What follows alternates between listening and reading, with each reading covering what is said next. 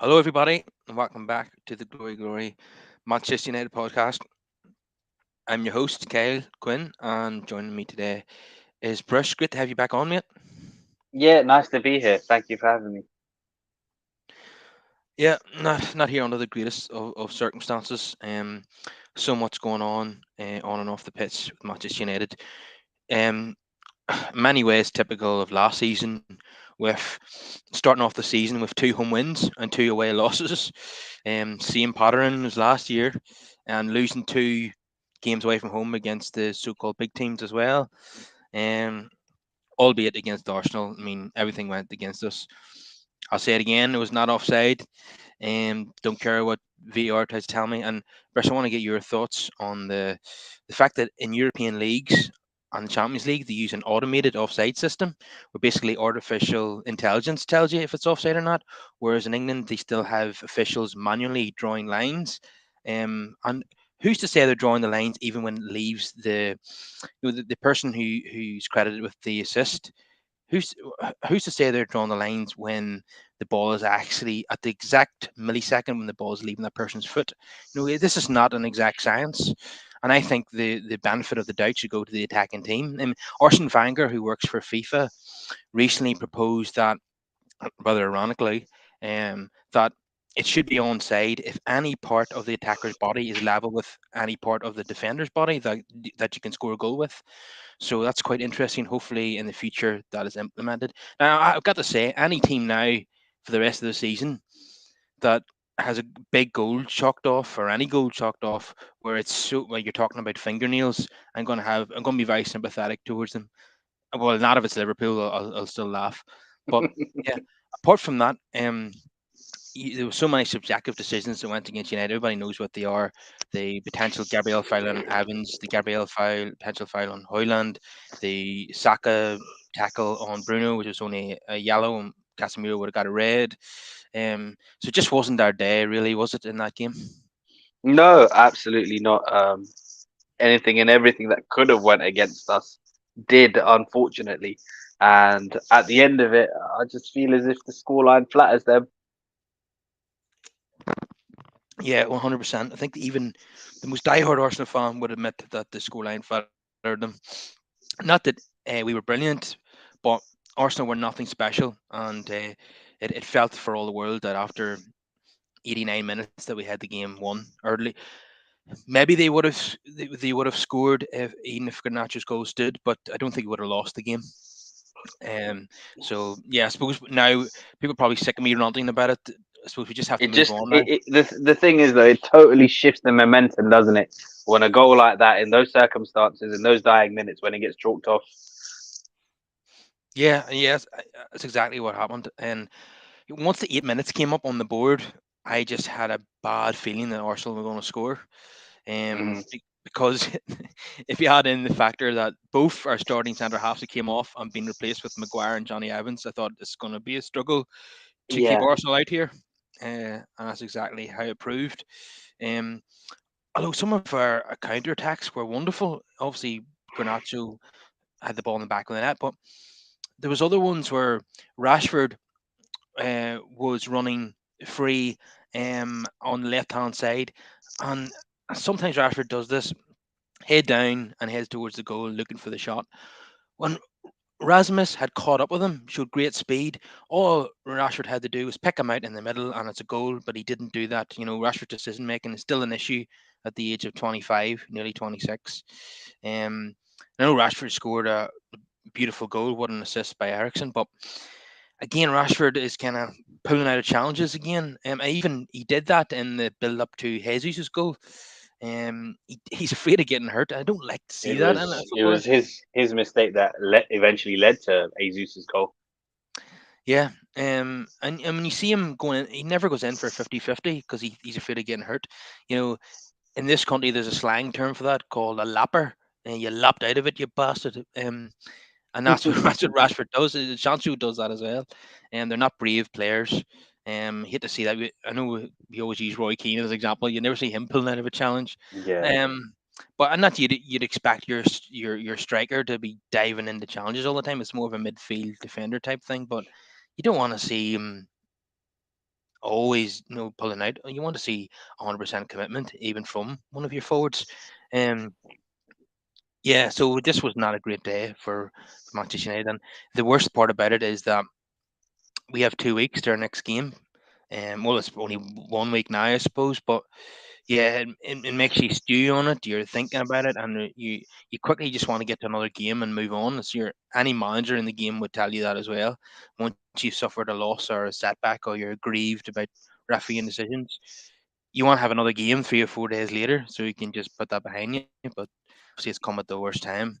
Um, but what we're primarily here to talk about is the off the field issues, which have been dominating the headlines for United. I'm gonna start off with Sancho versus Ten Hag.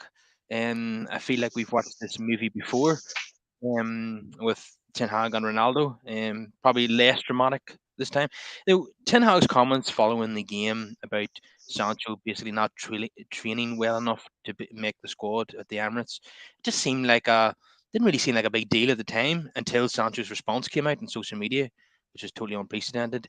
Now he's claiming that what basically he's saying that what the manager said isn't true. That's almost like questioning the integrity of the manager. He's saying he's been made a scapegoat, which is very very interesting indeed. Sancho using that language again because Sancho has precedent for doing this. Um, and a lot of people in the last hour or so are sharing the David Ornstein tweet from November 2019 when Sancho was at Dortmund. They lost 4-0 to Bayern, I think, and he was substituted maybe before half time because of his performance. And this exclusive from David Ornstein in November 2019 reads as follows: Jadon Sancho felt humiliated, stroke scapegoated, stroke unprotected by Dortmund post Bayern loss and Dortmund's public comments. And then he goes on to say his current summer options are Barcelona, Liverpool, United, Real Madrid. No preference yet. Man City want to be kept informed. No Chelsea contact. So it seems, and we know from, I mean, from right from the beginning at Dortmund, there was disciplinary issues. Turning up late to team meetings is a pattern. Um, in the Euro 21 for England, when he wasn't selected for the first game, he he stopped giving his all in training, and he only started one game in the Euro 21, which was the quarter final against Ukraine, which was a routine victory for England. And he only started that game because Saka was injured. Um, so there's a pattern here with turning up late to team meetings and downing tools in training. And that seems like we've reached that moment again. Now there's I know Phil De Bruyne on his podcast says that he had heard stories last week that Chelsea were trying to top up Jadon, and maybe his head had been turned, and that's why he wasn't training well enough. So this. If Ten Hag is now calling him out in public, doesn't sound good. It seems like we're getting close to the end of the road for Jadon at Manchester United, and it seems as if he will probably leave the club in January. How do you see it, Bush? Ugh, where do we begin? For once, I wish we could just go into an international break and relax, but there's always misery that follows being a United fan. Uh, be it our players going off and flirting with the idea of moving to another club or this kind of nonsense. Um, I think it's been blown way out of proportion by sections of the media. Regarding Ten Hag's initial comments, I back the manager. Obviously, we've seen him supported all throughout last season. Ten Hag even sending him away for a couple of months, due to his mental health and whatnot. Come back, even in preseason, he played. Um, so for him to do this now, I think he was basically just answering a very straightforward question when asked. Could he have protected the player? Yes. But could he also have been trying to get a reaction out of Jadon? I also think that is true.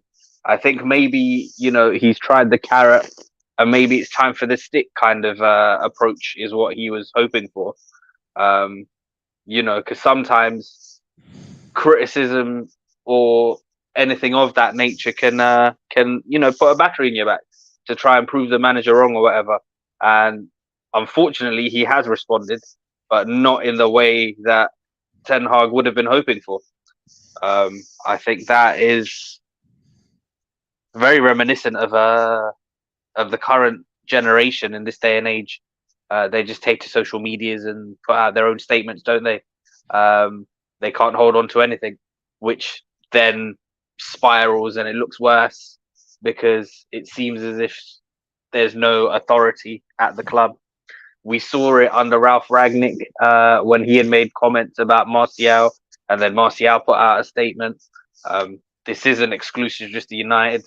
I remember at Euro 2020, after the final, there was question marks on whether Jack Grealish should or why he didn't volunteer to take a penalty. And then Jack released his own statement saying, no, no, I offered to take a penalty. It's not the case. So I just think we're in a generation now where they just can't take any sort of criticism aimed at them. So instead of letting things lie, there is no authoritative structure as such.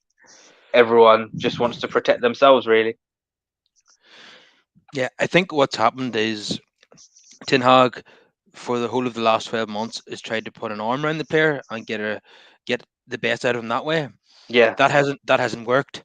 So now Ten Hag has taken to playing his last card, was it basically criticizing him in public in the hope that he gets a positive reaction. exactly. And then obviously I mean, I guess you have to factor in that the reaction you get isn't going to be positive as well, but he was probably hoping that for the other.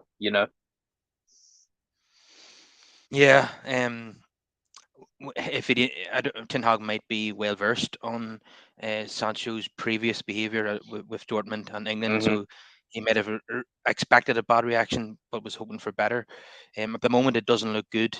Um, when Sancho's unhappy and feels that he's the scapegoat, which I disagree with, by the way, he tends to leave and go somewhere else. By the Yeah, way, I don't think he's been scapegoated in terms of that language, like you mentioned. We've seen previous with him regarding that aspect of things. But what really hasn't helped, though, I think, is the aftermath because we're United. Obviously, everything at this club is magnified. Rob Dawson, in particular, released a lot of statements yesterday, which were a whole bunch of nonsense. And what I felt was like a very poor attempt now at character assassination when it comes to Jaden.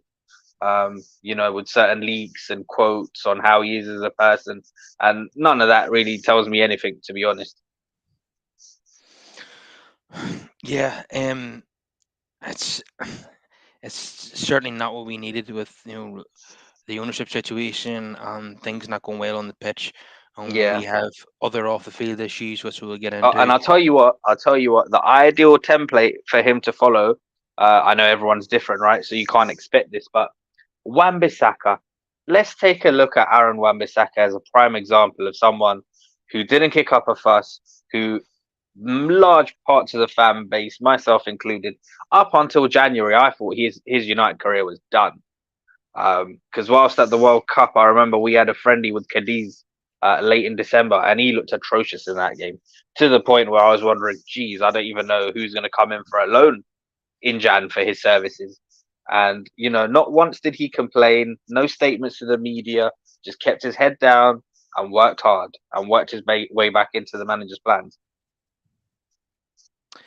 Yeah, 100%. And just on that, I thought Wan Bissaka was robbed of the August Player of the Month award at United. It was given to Bruno for one performance against Forest, but I Yeah. felt over the course of the three games, it should have been Aaron Wan Bissaka who was given the award. But we know how But these things work. with that, Carl, like anyone who's an offensive player, anyone who will score an assist, will always get preferential treatment when it comes to things like that.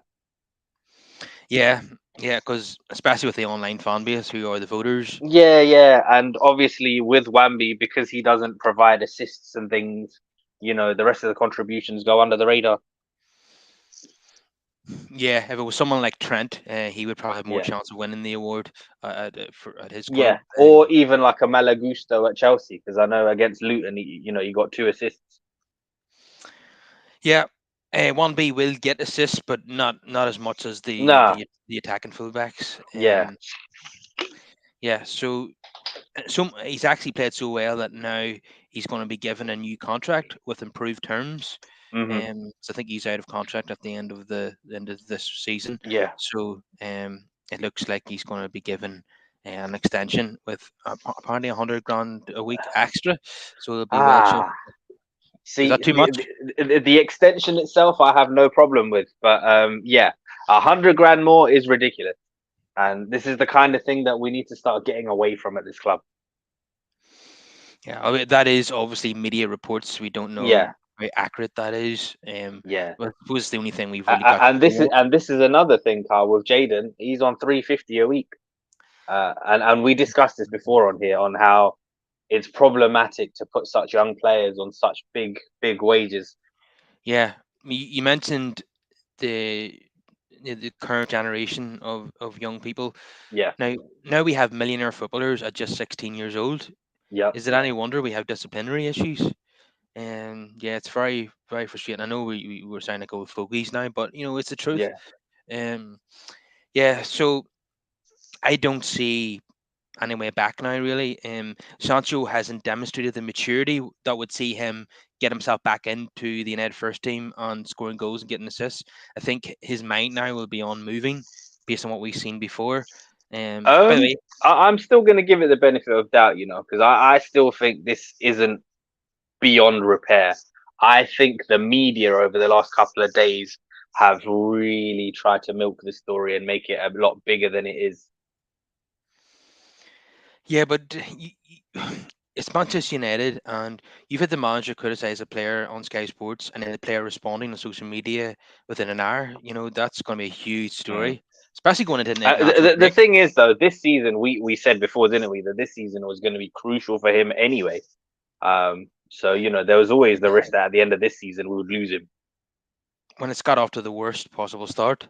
I think there's also an element that he's frustrated that he hasn't started a league game this season, I considering. think that could be it as well. I think also the fact that we did use him in preseason in that false nine position and he was playing, and then the season starts and he's dropped. So he might feel a type of way about that as well. Yeah, yeah. If we want to offer an opinion from his point of view, Hmm.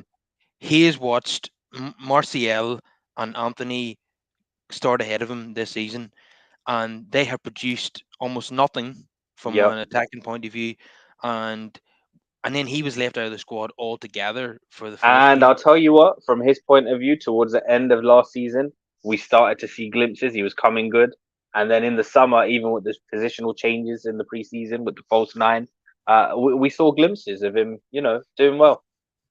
But one thing you can't do when things aren't going well for you is to down tools in training, which Ten Hag is more or less alleging.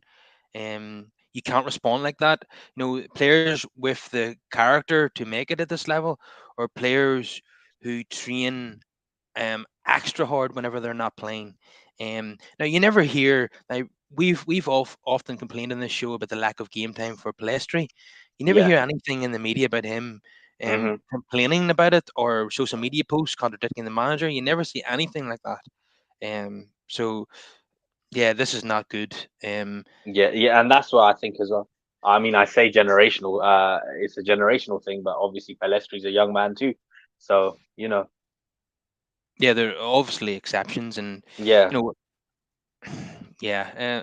Let's see how how it works itself out. But at the moment, something drastic would have to change for Sancho to still be here this time next year. Um, eh, Another thing that maybe there was a list that came out. It was one of the Daily Mail journalists um, put a list in the summer of who was for sale and who wasn't. Um, and Sancho was listed as, United are not actively looking to sign him, but if someone offered 45 million, they would consider it.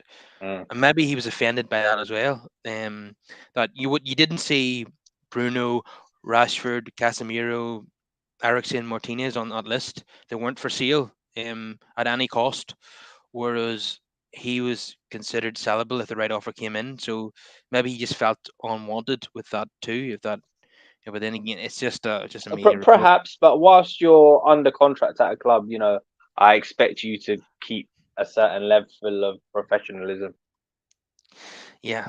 Um, he also, I believe, at Manchester City, he didn't want to sign a new contract because he wanted guaranteed playing time, which he wasn't Hmm. going to get from Guardiola.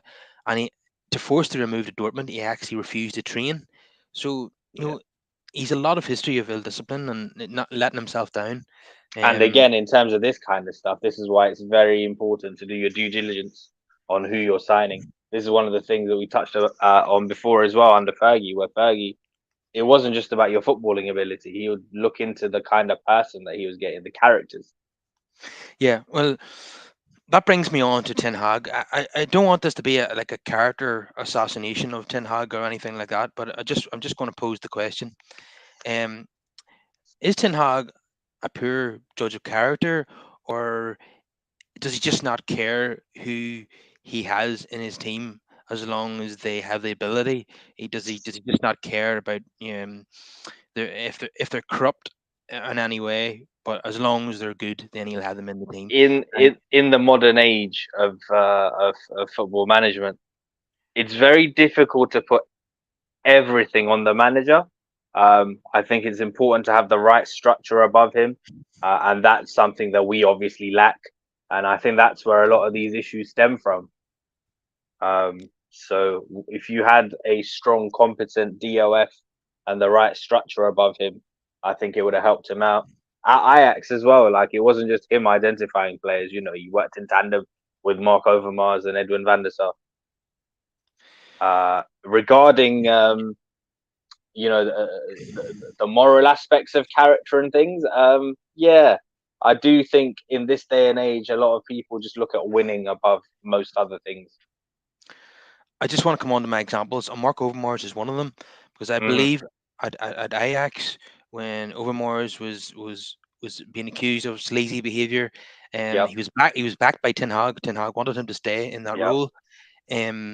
Marco Arnautovic, Ten Hag wanted to sign him, Hmm. and it had been well documented that he was a racist and a misogynist, allegedly. Um, And again, the club wanted to go through with it as well. I think it was only due to the backlash that they pulled out of that one. Um, Mason, who's now on loan at Getafe, I believe that they were looking to introduce him back into the squad again before the backlash. So it's just very poor all around. Yeah, it seems as if Ten Hag wanted to have Greenwood in the squad too, and I can see why from a pure footballing point of view, especially with the lack of options in the striker area. Yeah. Um, but yeah, it does it does seem like Ten Hag just doesn't care about you know stuff that goes on off the field. He just wants the best resources at his disposal, and just isn't really interested in what people get up to off the field. But Hmm. we obviously think differently as fans. Well, many of us anyway. We just want to see, you know, and maybe we just expect too much. Well, it has to be a minimum standard. Actually, we can't Yeah. have uh, players, uh, doing, And criminal. again, this is all stuff that comes from the top down. Yeah, So, you know, if you set out what exactly your standards are and you adhere to that, and you sign players according to that, then that will then, trickle yeah. down and continue. The only standard there is at the top of the club is if it makes money, it makes sense. Now, Hmm. they given the only thing they care about in terms of Greenwood is the his value, because he's like in January 2022 he was £100 million player. They are not going to let him go for free. Yeah, So Ten Hag was given the option to either loan him out or integrate him back into the squad, and in the end they've done both because not only have they loaned him out, they have not ruled. If you read that statement from Richard yeah, Arnold, they have not ruled out the possibility of bringing him back one day. no. So yeah, And I believe, yeah, because he's going into the final 12 months of his contract, but I believe the club have a 1 year option. Now, depending on how he gets on at Getafe, I reckon we'll probably see them exercise that option. Either to bring him back or to sell, but they'll definitely exercise that option. yeah, the club want a scenario where they can give him a 5-year contract and bring him back into the first team, but I do not see the protests against him going away. And Yeah, neither do I, to be honest. It's one of those. In which case they'll probably look to sell him, but I don't think they'll release him for free. I fully expect them to utilize that 1 year option they have. look at the reaction from the Getafe fans, the young people. They can't believe their luck Hmm. that they've got a player as good as Yeah. that in their ranks, at least for a season anyway. Um, yeah, yeah, there's definitely going to be opportunities for him abroad. Now, there's a good example of there's a rugby player, an Irish rugby player, Paddy Jackson, who was uh, he was on trial for rape and he was acquitted. Hmm. But a lot of his misogyny came out in the trial, and he Mm. wasn't able to go back and play for Ulster due to protests. So he went to France and played rugby and made a good career over there. So this is what Greenwood maybe is going to have to do. He's going to Yeah. have to go abroad and get a career there. And he, he could go to multiple places in Europe, um, or he go to Saudi Arabia. So he's still going to have a career, no matter what happens. I Yeah. think. Yes, but just as we got sort of temporarily get rid of that messy situation, then there was more on the horizon. So Anthony, um, has been accused Oh, by before we even get into that, Carl, in between that, sandwiched in between the two, that there was Sancho, followed by the news that Amrabat was injured and out for 6 weeks. Then reports came out that he wasn't injured, that he's traveling with the Moroccan team, and now it's been confirmed that he is injured. yeah, but then there's a report saying it's not really that serious; it's just a Yeah, precaution. yeah. So we don't I really think, know. yeah, but then obviously, like, we've been unfortunate with injuries. Two new signings on arrival, so it doesn't set a good trend when Yes, multiple people are arriving injured. Questions are going to yeah, be asked of the medical staff and how they're getting well, on and whatnot. you can't blame the medical staff for Ten Hag's training methods for Amrabat Mm, because he mm. hasn't been near Carrington. Yeah, Um, yeah, yeah. so you've No, also in got to look. terms of in terms of passing the medical and that, like, they'll probably have questions regarding the assessments that are done with these players as they're coming in. But definitely United have a recent history of flagging up things in medicals and signing the player Yeah, anyway. and then But signing the then player anyway. Yeah, that's what I mean. Because obviously with Hoyland, he had a back issue. Amrabat's arrived, he's got a back issue. Varane, Varane. Yeah, yeah. Varane, we knew about his history. Apparently in Varane's medical there was a knee problem or something was flagged up and they Hmm. signed him anyway. Yeah. It's stupidity. I think Real Madrid knew that they'd seen the best of him. Oh, hell yeah. Yeah, they used him for what, 11 years? And that was the time to cash in because Yeah. he was going to miss chunks of the season from. And as you get older, it's going to get worse, as we've Yep. seen. Um, yeah, so there's definitely an issue with United signing injured players, as well as players not being able to adopt the training methods. It seems, Yep. and they're dropping like flies. Shaw has an awful injury record, although of late it had been much improved until now. Hmm. Mason Mount actually does have a wee history of injuries. Last season he had a few, so it's not that surprising. And I suppose, yeah, there was double sessions I believe at the in pre-season. Yeah, and they've all just started to drop like flies. Unfortunately, and we've had to even bring in an emergency left back because we've In lost. Regulon, yeah. And even that, how we arrived at that was a bit mental as well, because obviously we were first linked with Cucurella. Um, Yeah, and different profile of players, both of them at different stages in their careers as well. Because I was taken aback by the Cucurella one, because I was like, oh, this is a player who just went to Chelsea last season for £62 million. There's no way they're just gonna give him up for loan. Like, they're gonna want a significant loan fee, and I'm guessing there would also be some kind of obligation or option to buy. So it kind of caught me off guard, that one. So then they wasted time on that one, and then that one fell through, and then Regulon arrives, bargain basement.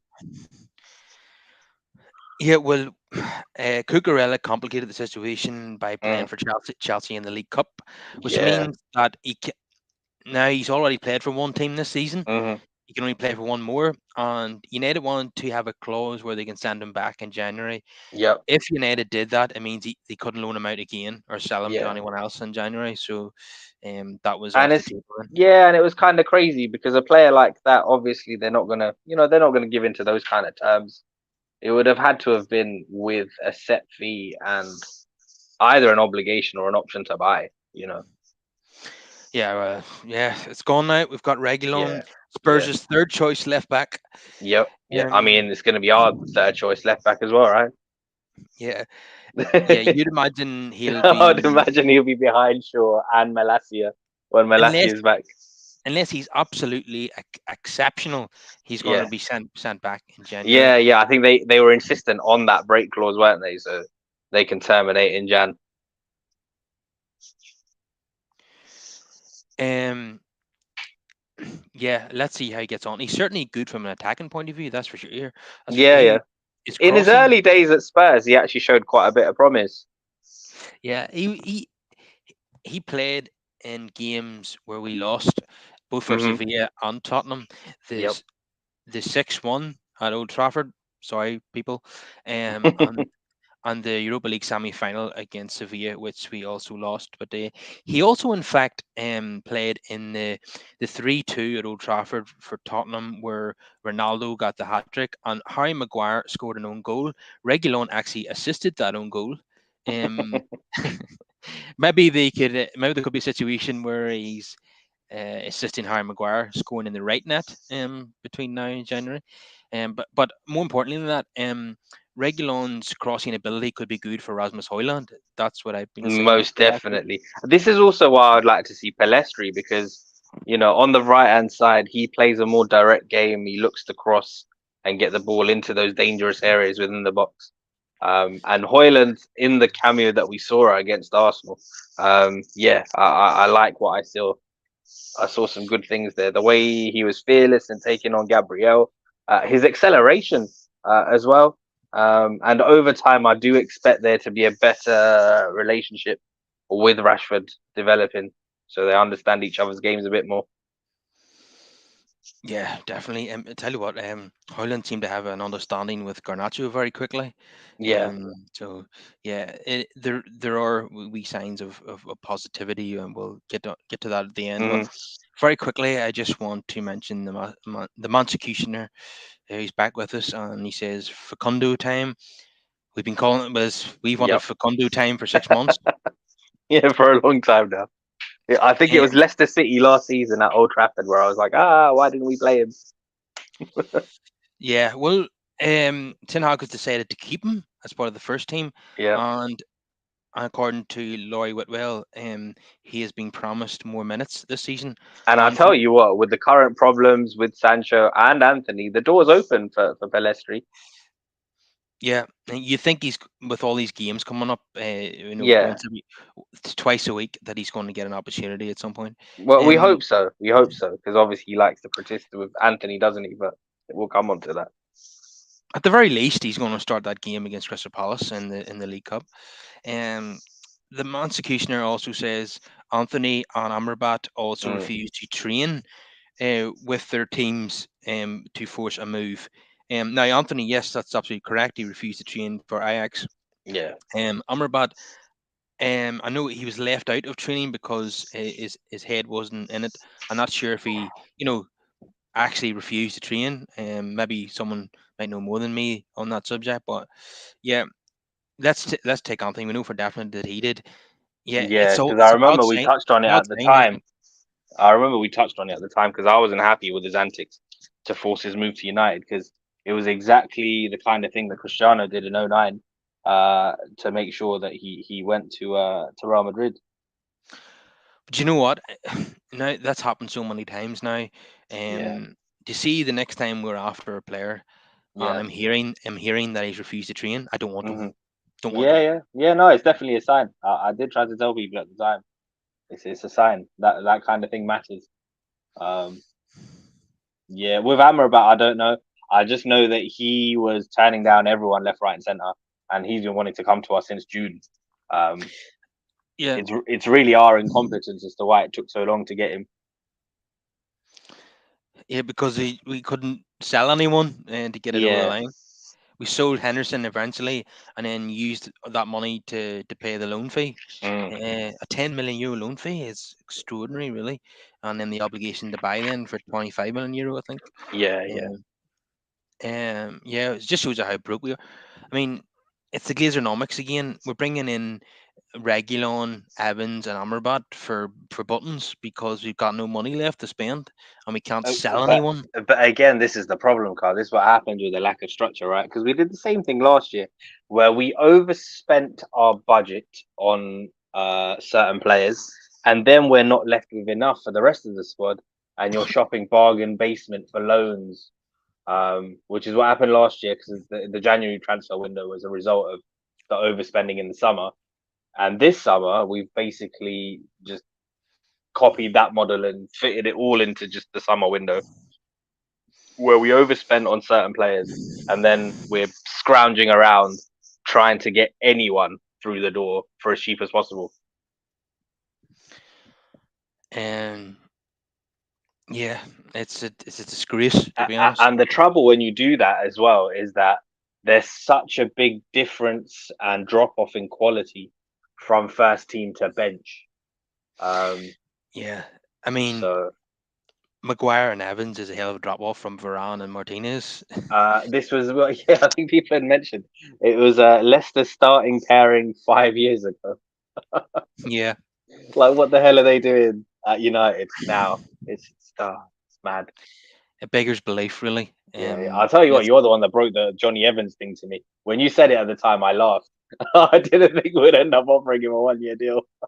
but I could tell as the summer went on, even the more Ten Hag talked him up, the more this was going to happen. Yeah, yeah, yeah. Um, Now I expected him to play League Cup games. Hmm. Um, maybe play against Luton or something like that. Maybe a Champions League dead rubber match in the sixth group game or something. But to see him like 2 days after he signed, he's coming on at the Emirates with the game won each against Arsenal. I just couldn't believe it. Yeah. Um, by the way, last night for Northern Ireland, he scored an own goal and a goal in the Oh, same jeez. game. Jekyll and Hyde performance, eh? um, let's hope he doesn't do that for United. I'll take the goal, but let's hope he doesn't score an own goal. Yeah, yeah. 8 years ago when he left, I was a big critic of him, albeit I thought he was better than Jones and Smalling. But Yeah. at the age of 35, he shouldn't be in United's first team. Tell No, you he what, shouldn't. when do we have Dennis Irwin at left back and Gary Neville at right back for the next team? And talking of Phil Jones, guess who's back? Yeah, but He's coaching the under 18s, isn't he? well, uh, apparently he's just observing the coaching. I don't. Okay. Well, I did mention with him, like, he's not been playing for a couple of years. It would have made sense for him to work on his coaching badges. So I hope Yeah. that's what he's been doing and that's what he's put into good use. I know Well, some people did have his an issue with it, playing but career, his playing career has yeah. been ruined by. I don't care as long as he's not being paid 100 grand a week. I don't care. Yeah, to Um, be honest, like in this capacity, I don't mind, provided he's got his qualifications, and I don't mind him as a coach, if that's what he's pursuing. yeah. I would like to see that work out for him because his playing career has been destroyed by injuries. Yeah. If he could become a successful coach, then that would Hmm. be a silver lining for him. Um, Definitely. yeah, and Montague mentioned Chelsea's transfer strategy, which is bunkers and makes us look okay. I suppose that's right. But Yeah. I mean, two wrongs don't make a right, do they? I mean, no. Yeah. I'll tell you what. I'll tell you what. Despite their ridiculous spending over the last 12 months, and it's been absolutely bonkers. Their strategy, if you can call it that, I'd say strategy in inverted commas. Even with all of that, when I look at the net spend table, we still top it, like in a negative way. Yeah. After all the stories about us Yep. finally selling players, all we Yep. did Yep. was we sold Fred, Elanga, Henderson, and Kovar, all for very minimal fees. Yep. Whereas Maguire, McTominay, Martial all remain I at tell you what, Kovar, I was quite happy to have him as a backup. yeah. He seems like a promising young keeper who won Yeah. the Czech League with Sparta Prague last season Yep. as the starting goalkeeper. But Yep. United have decided to sell him for €9 million to Bayer Yep. Leverkusen. And then we Yeah. went and bought the Turkish one, Belinda, who I've never seen play. But You know I'm what? sure come January he's going to get a chance because our main number one is going to be off at the AFCON. Yeah, that's if Cameroon win their qualifier coming up Mm, very soon. Um, which he's going to be playing in, I think. Uh, yeah, I have to say I don't know much about this Fenerbahce goalkeeper, but yeah. somebody posted a compilation online of all his mistakes, Oh, and jeez. it's not good. You know, Okay. and I know every goalkeeper makes mistakes, Yeah. but these were Yeah. horrendous howlers. Yeah. Like Yeah. It's tough to judge, isn't it? Because the compilations can make anyone look bad. But yeah, I don't know anything about this keeper. I've never seen him play. Um.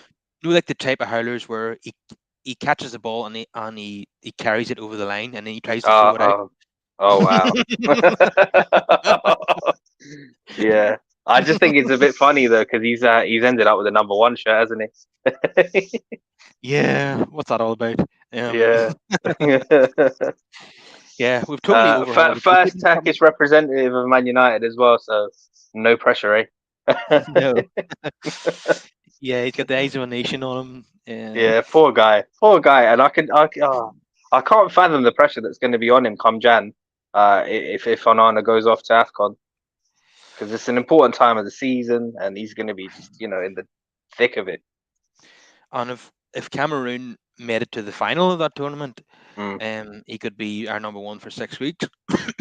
Yeah, um, I think thankfully the cup games come in Jan, so that kind of negates what happens in the Premier League. yeah, there'll So be less Premier League games in less January. Premier Yeah, League games, yeah, yeah. Because I'd rather have our number one for the league.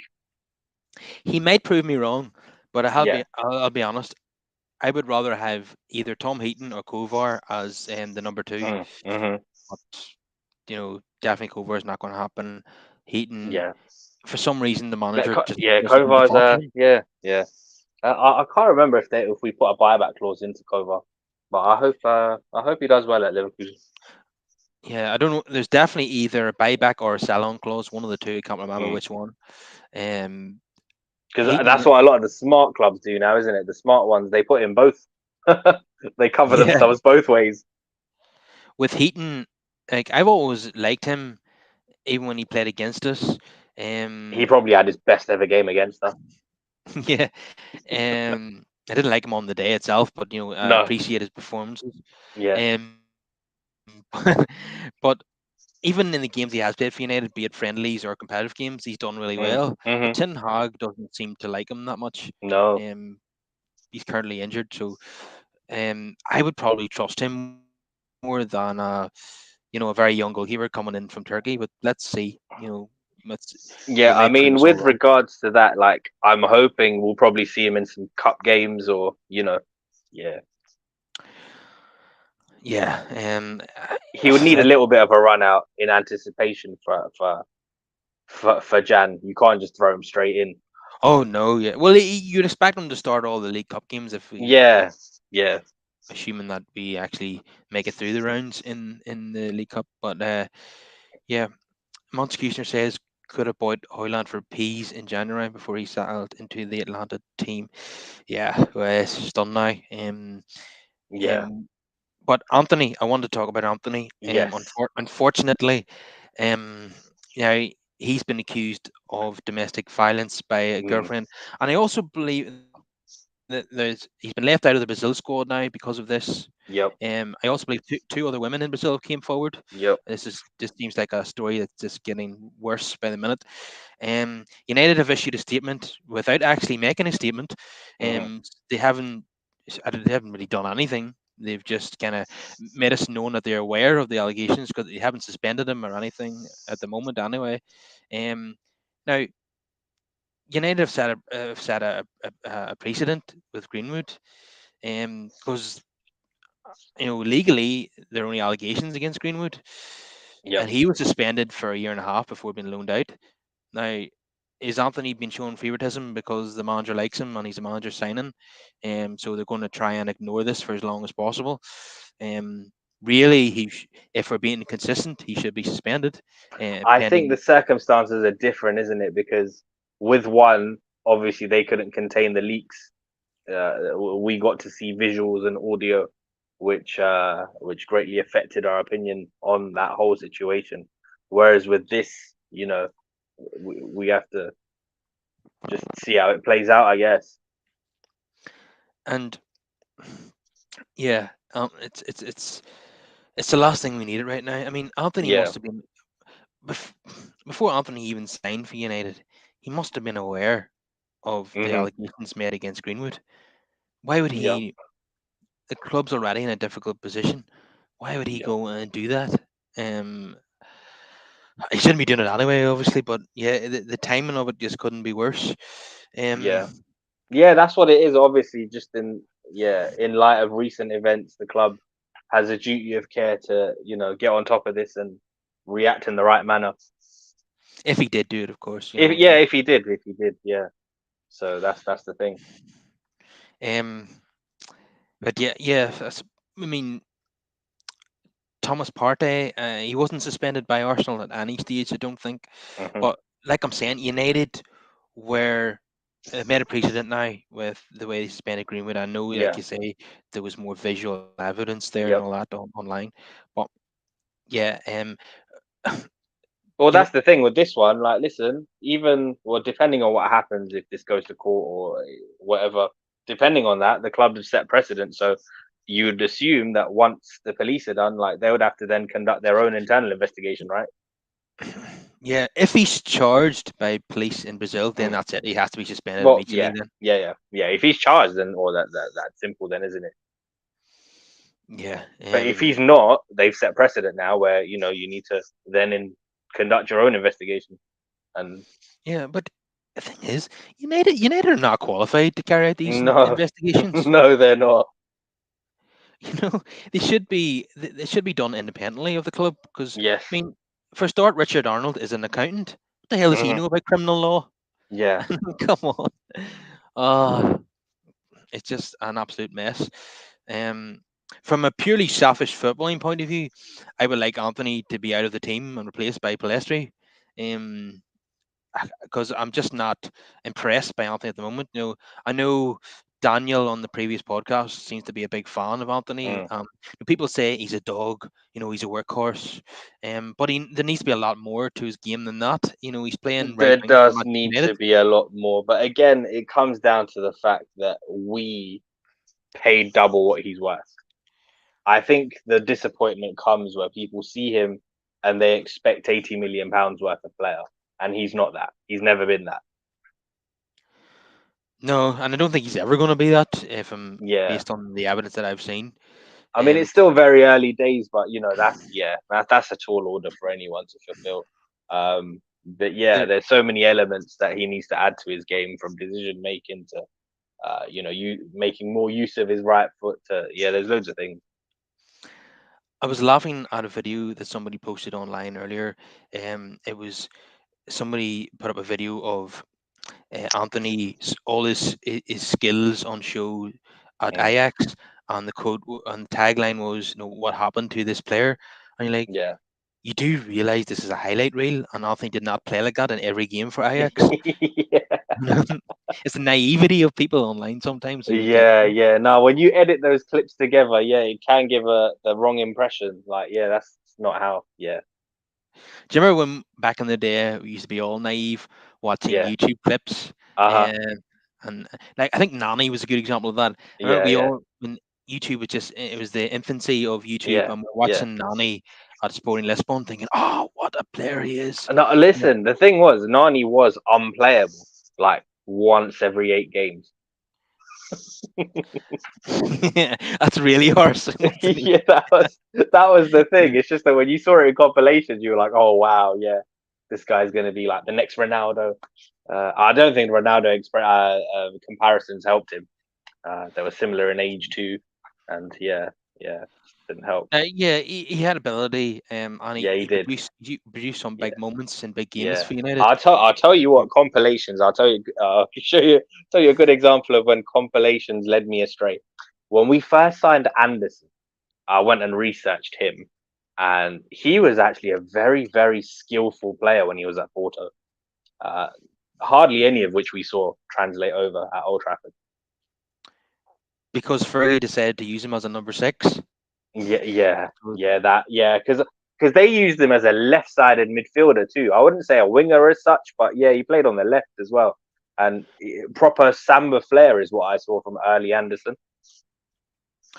yeah, I remember one game, and it actually was at Anfield, where United won 1-0 at Anfield in Hmm. the season where we won the league and Champions League 07-08. And Anderson was brilliant in that game. I remember him absolutely roasting Steven Gerrard with a bit of skill in that game in one of Yeah. those runs that he went on. Hmm. And that demonstrated the ability that he has, but we just never really seen it often enough. And then he was so successful in his first season, he Yeah. seemed to just his motivation just left him after that. And I think so. And again, this is another thing, when too much comes too soon from the money and the fame, lifestyle, because there was a lot of young players in that squad at that time as well, and they all used to like to party from Ronaldo to Nani. There was a whole group of them, Rooney. yeah, and then it became very, very obvious that Anderson was overweight, and I had no idea why how the hell Yeah, was Fergie putting up with that? I mean, yeah. on METV in one of the tours to Australia, um, Rio Ferdinand at the time used to do like a tour diary with his own camcorder, Hmm. and he was going around the team bus, and there was Anderson tucking in a packet of crisps, and he's like, "Put Yeah, that camera away, put that camera away." yeah, yeah. So, Yeah, so that that's what I mean, isn't it? Yeah, so in terms of that sort of work ethic, and not everybody has that discipline. yeah, yeah. I suppose when you do it all in your first season, then you can lose Yeah. motivation. But Roy Keane would never have stood for that. No, no, no. In '99, some Roy Keane said that some of the United players said that they didn't care if they never won a trophy ever again, Listen, and listen. he was like, "What?" Dwight York asked Fergie for a year off. Uh, He wanted to take a year off after the treble season, so well, you know what? I would take that over Paul Pogba. He wanted a year off after winning the World Cup, and that was didn't he involve United? Yeah, Um, yeah. But Roy is a different kind of animal. You don't get those anymore. You don't get those anymore. you The know, hunger. we often use him as a benchmark, don't we? But Yeah, yeah, yeah, yeah. Because loved it. Because even back then, because I remember in the transfer window of 2001, right? It's the one where we went spent really big, where we got Van Nistelrooy and Seba Veron in, and Roy. When they when they were talking to Roy was pissed off. He was like, "Yeah, but I wanted Lilian Thuram as well," and he was really pissed that he didn't come in. I was like, yeah, "Wow, we just spent like record amounts, and this guy's still not satisfied." you got to love his standards. They were just Yeah, so high. yeah, yeah, Um, yeah, yeah. but I'd you know, love it if one day they ever released the footage. Of what happened in yeah, '04. yeah. I can You know, imagine. as Fergie says, it was destroyed. It was destroyed Yeah, as if it was like some kind of criminal evidence or something like that. It yeah. was Honestly, destroyed. I'd love it. I'd love it. I'm sure he just was speaking his mind on what the rest of us were thinking at the time when we saw the likes of Jemba and Fletcher in his early days and whatever they tried to do with Alan Smith. He was actually a very promising young striker, and then we absolutely ruined him by trying to turn him into Roy. I know it was bizarre, really. Very. Don't know what Fergie was doing there. So yeah, the Executioner quite rightly points out that the level of defending obviously is a lot poorer in their Eredivisie. So Anthony maybe Mm, found it a bit easier. Uh, uh, he said he'd been watching Farnoid lately and who won the league last year, I believe. And he says some of those teams are just bad. Yeah, yeah. I know that. But yeah, but again, it was just a highlight reel. So there's definitely no way that Anthony was producing the goods in every game for Ajax either. Hmm. Um, but yeah, he's just not an 85 million pound player. And now there's off the field issues, and his performances on the pitch are kind of leads you to conclude that he's just not worth the hassle. So Yeah. this one's going to run and run and run. Let's see what the outcome of the legal process is, and Hmm. then make a decision. But it doesn't look good. But it could be good news for someone like Palestri, to finally get Or an maybe option. even Ahmad.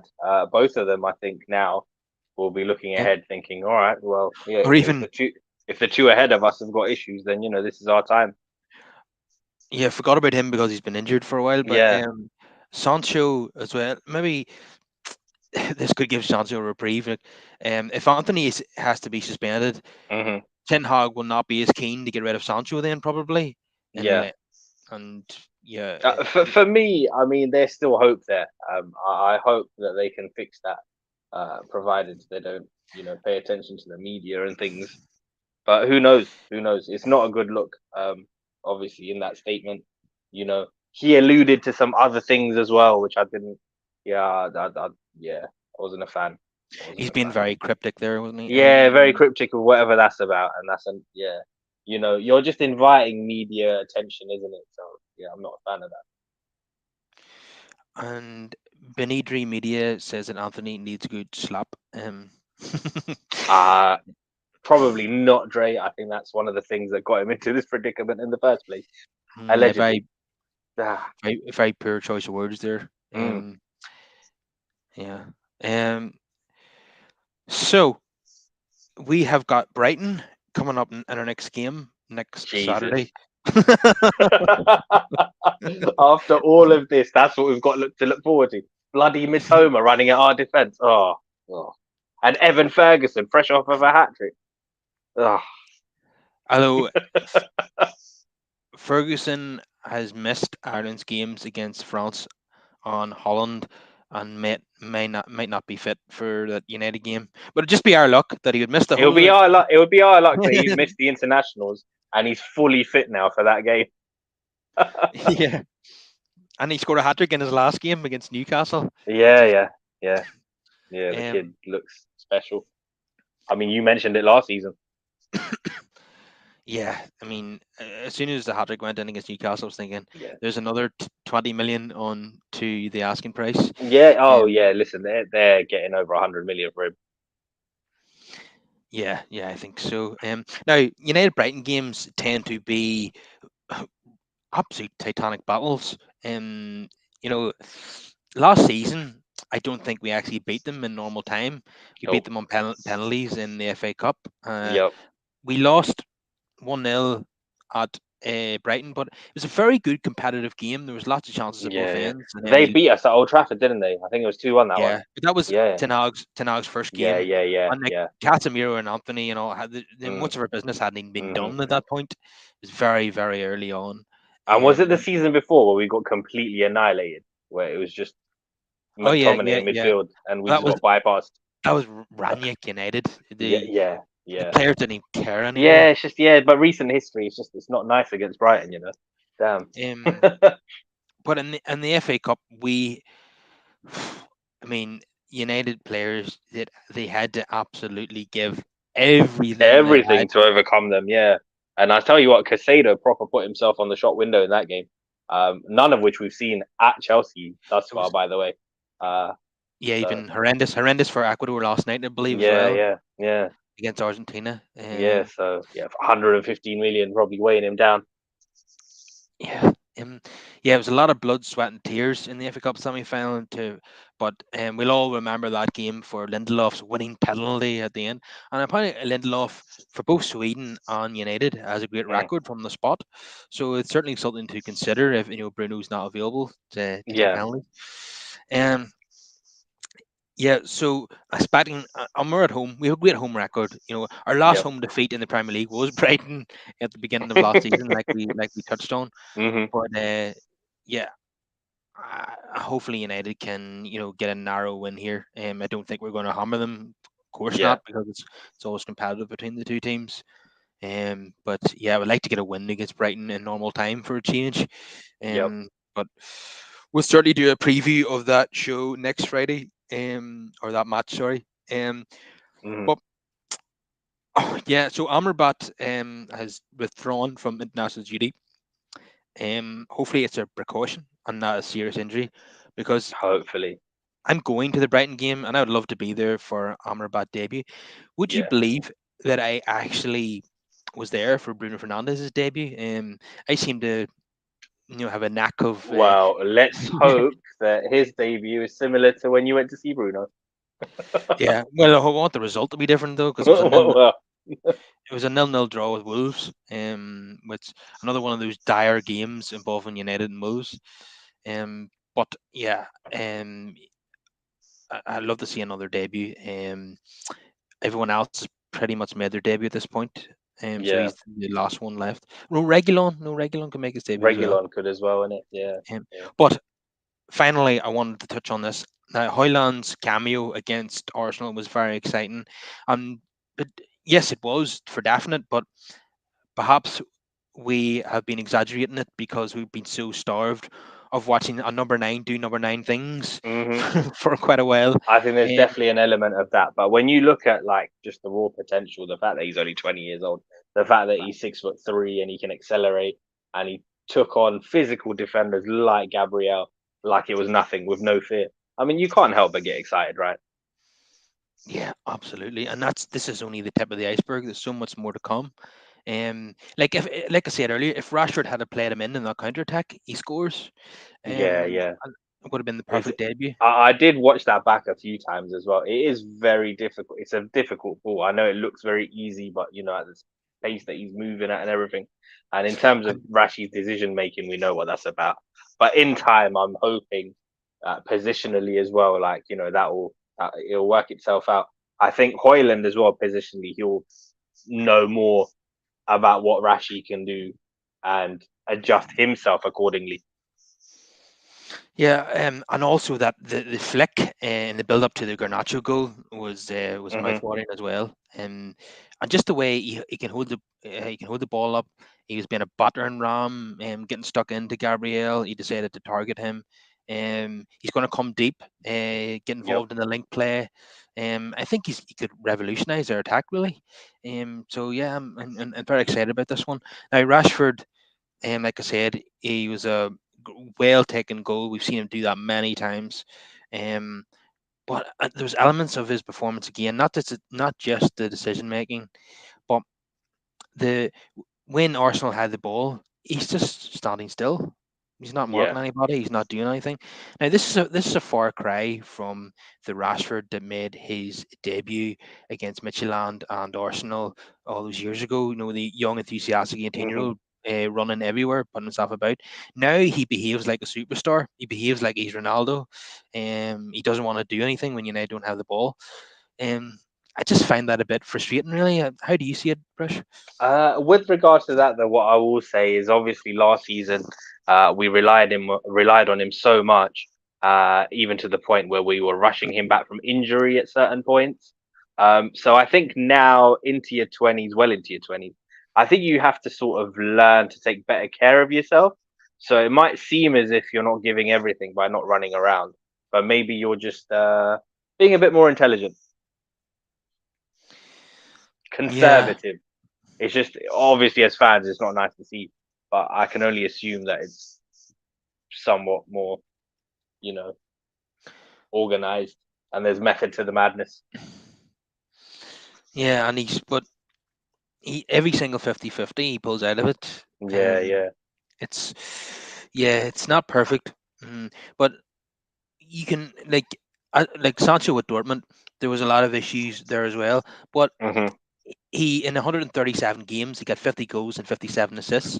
Yep. So if Rashford keeps producing the goals, then we can ignore that stuff. Yeah. This season so far, though, he's had 1 goal in 4 games. He's obviously going to have to improve on that quite a Mm. bit Hmm. to get to satisfactory numbers. Now, there's been a lot of debate as to whether he can get 30 goals again or not. What do you think, Brush?